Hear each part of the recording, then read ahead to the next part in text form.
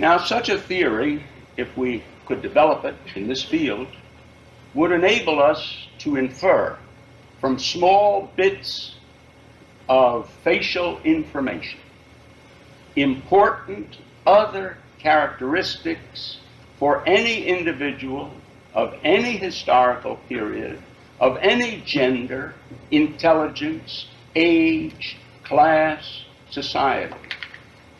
This would not mean that the particular diagnostic response was a universal, not at all, but rather that the model compressed enough information in the ordering rules to be expandable to a great variety of differences in particular human beings, much as any equation has an indefinitely large number of instances which can be solved for by that equation.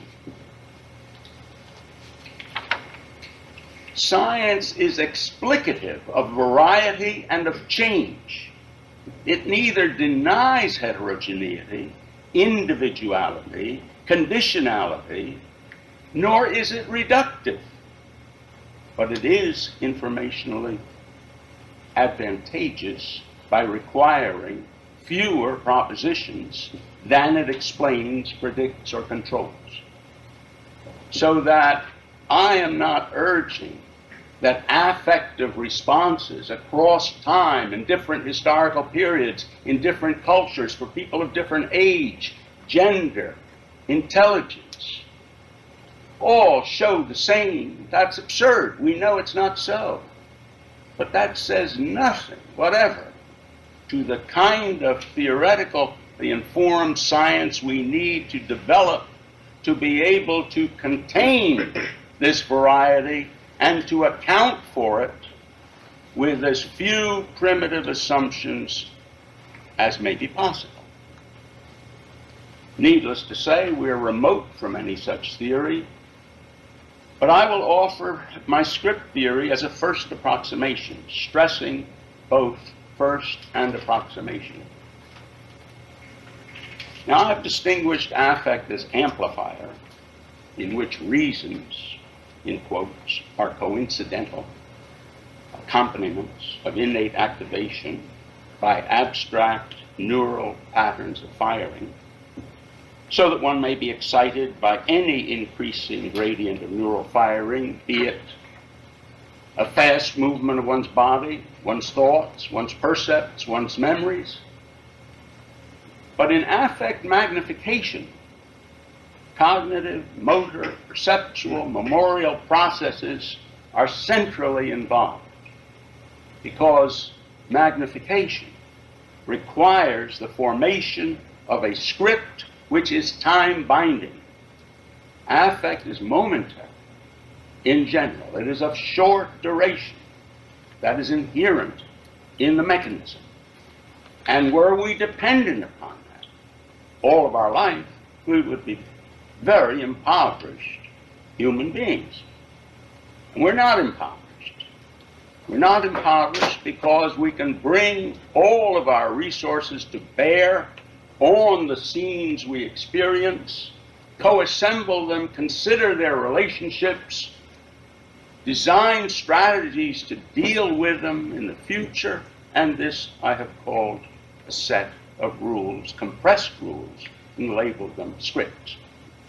They're obviously not like movie scripts or play scripts. They are compressed constructions which basically are mini theories that each of us has to generate in order to deal with the regularities and the changes in the world as we live in it. Part of our task of constructing models of informational advantage is therefore simplified, because we can translate that ideal into the easier thing of identifying the scripts of greatest magnification advantage which the individual himself constructs to deal with that experience which is of primary importance to him. So the individual himself is, as Kelly suggested it, not unlike a scientist. He has to compress the information to deal with the great variety. But there is a vital difference, nonetheless, between information advantage and what I have called magnification advantage. A script is a mini-theory, and as such has all the properties that we're looking for, but it has more. It is maintained by and controls dense affect. No theory does that one. But the scripts and theories which we develop are affect-powered. That's one of the major reasons for the urgency of achieving this degree of economy and power in our constructions. They're entirely centered on what will make us happier or make us less sad. And that's a vital ingredient of these theories. Now, conceptually, I've dealt with that by taking the formula for information advantage and putting a little product sign over the expansion part of the formula to include density of affect. So that says magnification advantage is that construction found often in script formation, whereby very dense constructions also are maintained by and control and produce dense feeling. So our theorist in each of us not only has given us a leg up in our quest, but he's also done it in our domain. Very nice of him. He's made it easy for us in a way, if you think this, what I've been saying, is easy.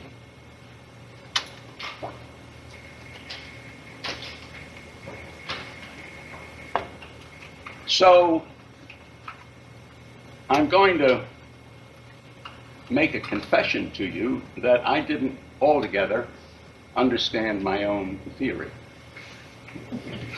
which is not all that unusual, but it shook me up a bit because it took me about 3 years to discover, like Moliere's gentleman, that I've been speaking prose all this while.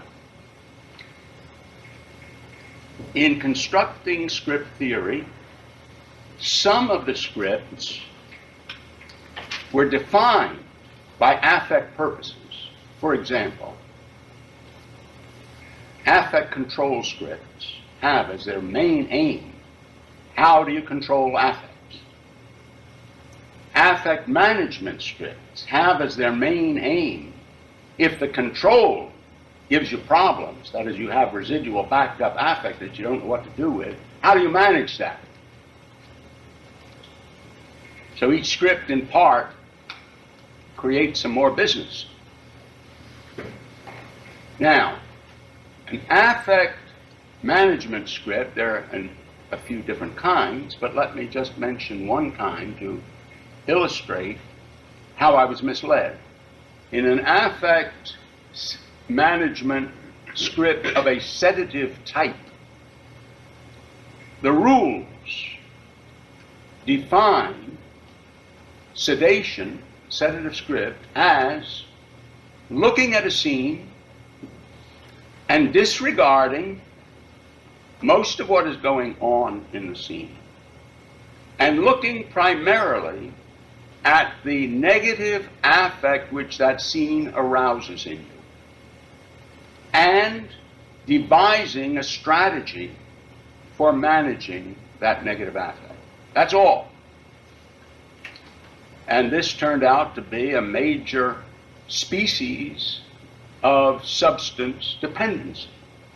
I developed these ideas in a 10-year program of research on smoking as a dependency.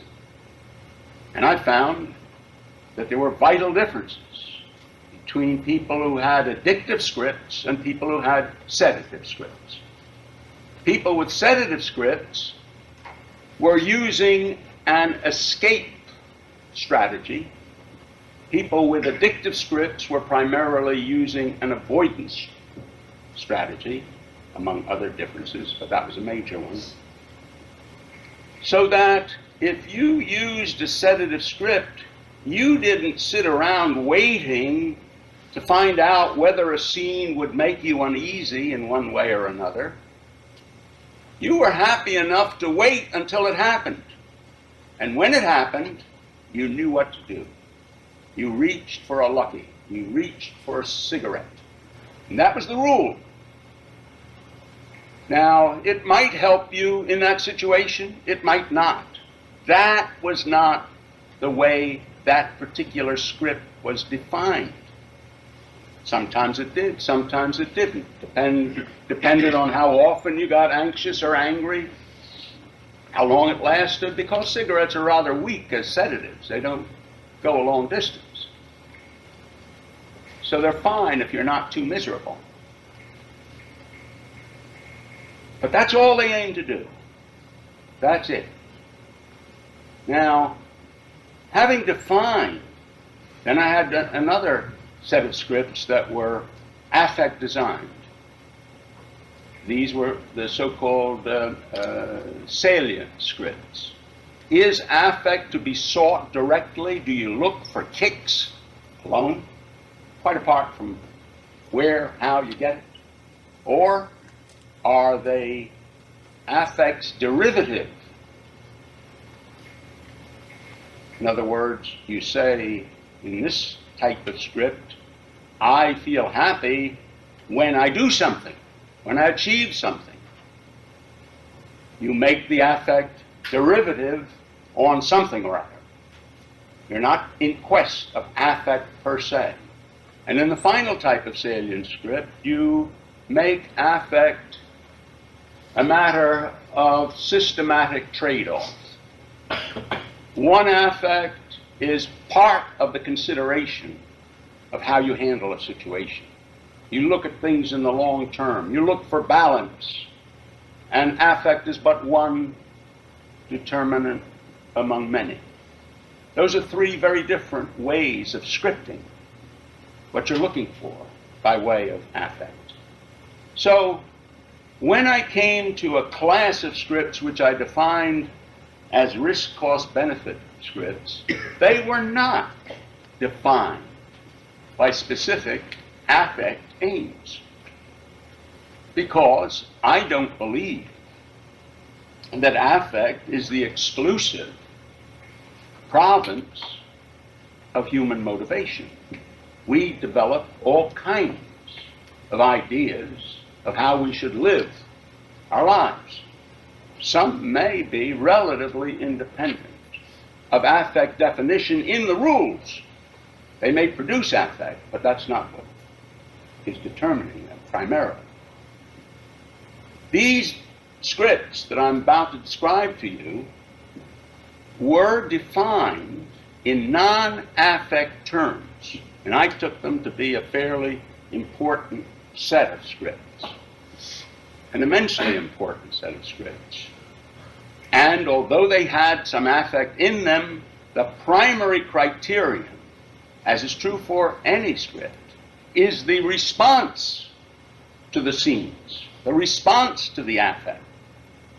Because you don't get a script unless you do take a series of scenes and elect to respond in some way. For example, if an individual is mugged and he says, well, it was a transient, it could happen anytime, probably won't ever happen again, that's one scene. But if he hires a bodyguard, that's quite another scene.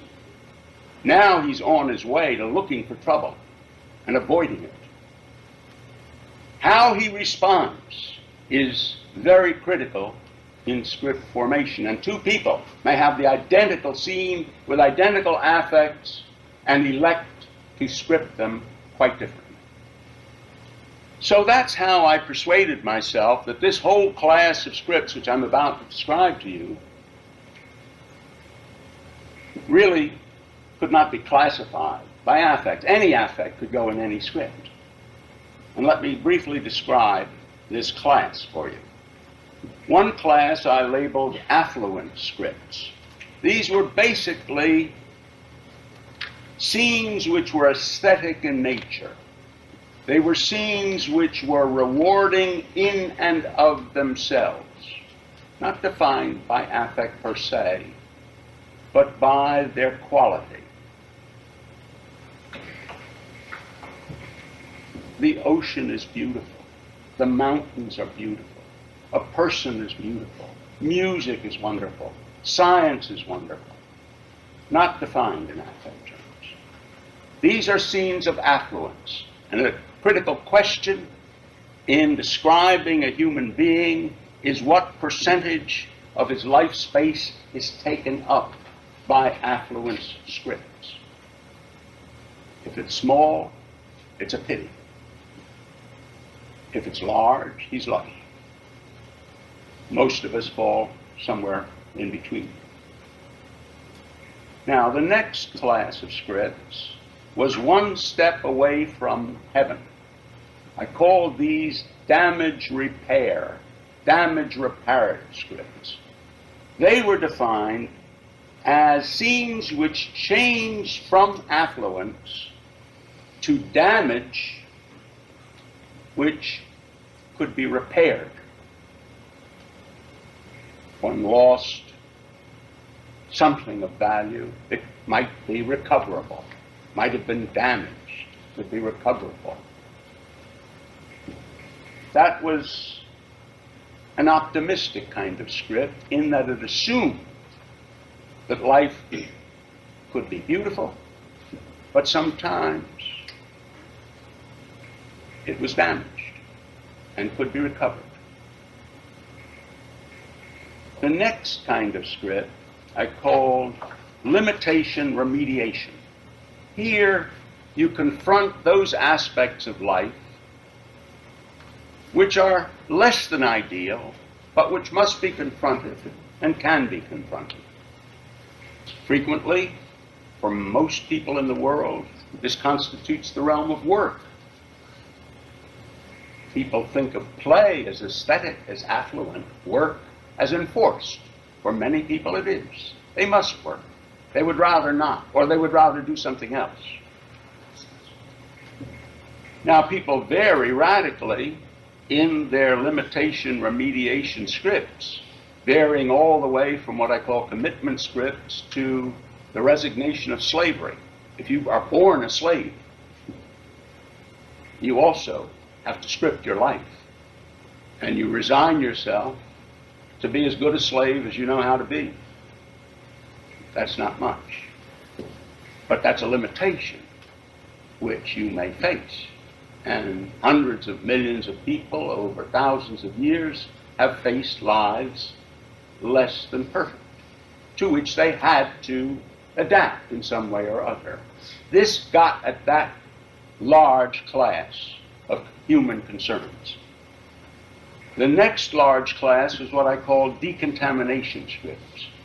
These were scenes in which some impurity is introduced into a life. It may have been good before, or it may have always been bad, but it is recognized by the individual that this is not a permanent limitation, but an impurity, a contamination. This was the way Hitler regarded Jews in the life of Germany, a contamination, to somehow be purified.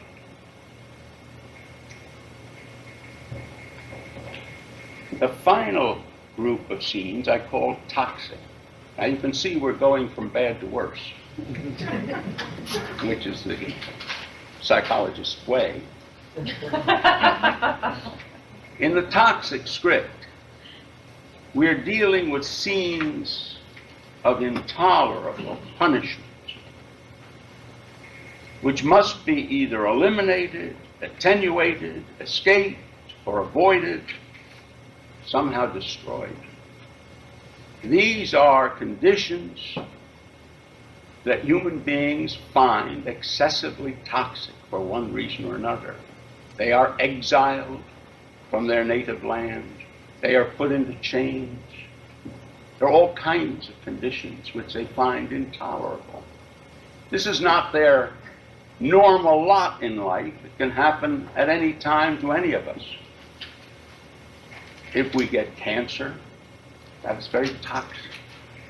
There's no way it can't be. It is a disease that is very difficult to deal with, very painful, very life-threatening. That is a toxic scene. And life is full of toxicity. Now, all of these types of scripts, and there are many different types under each of these classifications, was designed, as I said, with no thought to affect. Then, one day, a light bulb went on in my head that each of these types of scripts, while very complex in affect structure and composition, nonetheless had a primary affect which matched extraordinarily well my understanding of the nature of each of the primary affects. Now that was a bonanza for me, because it was almost like independent validation of both the script theory and the affect theory that this should hang together so nicely. Now that may be an insanity, it may be a self-delusion, but I tell it to you like it is in my mind. It was very exciting. Let me tell you what those affects are and how they map onto these scripts. Obviously, with the affluent scripts, we're talking about the two major positive affects, excitement and enjoyment.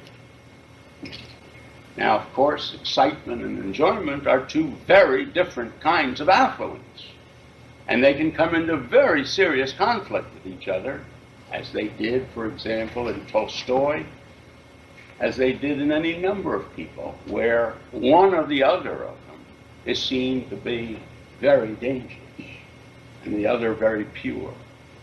So I'm not suggesting that either one of them is necessarily defined as affluent by all people. Far from it. A Puritan would not regard excitement as affluent. So it's pretty close to consorting with Satan. But the map, nonetheless, is good.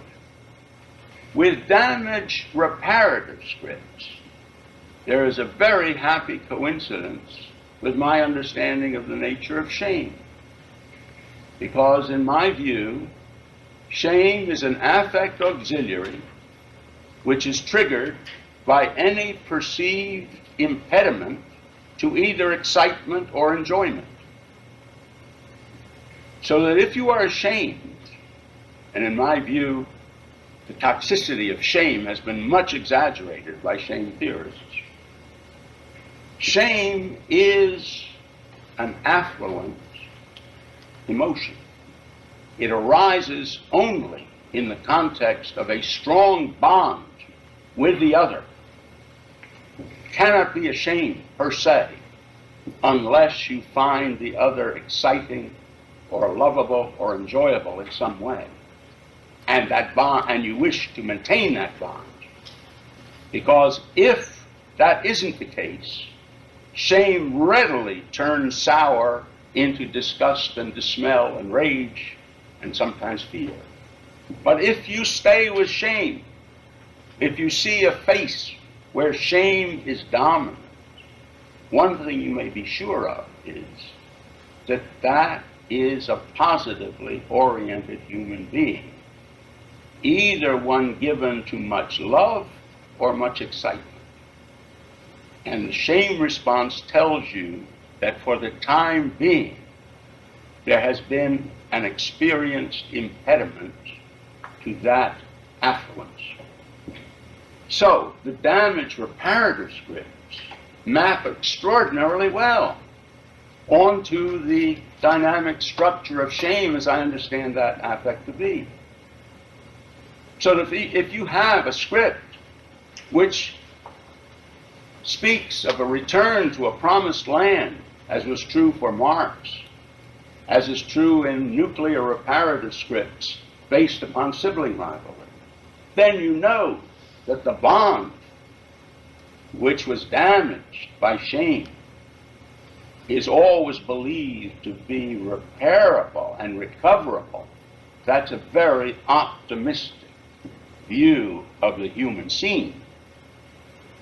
Now, with limitation remediation scripts, we are dealing with permanent, serious problems, which, however, demand and lend themselves to remedy.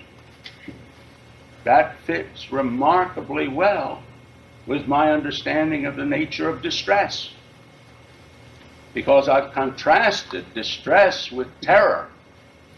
Terror is an emergency response which is urgent and costly and needs to be attended to immediately, whereas distress has the very fine property of motivating you in a negative scene, but not that punishing that you cannot utilize all of your resources to coping with that distressing state of affairs.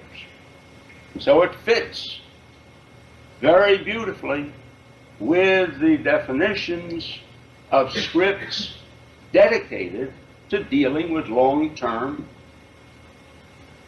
bad situations, but situations which demand and which can be improved.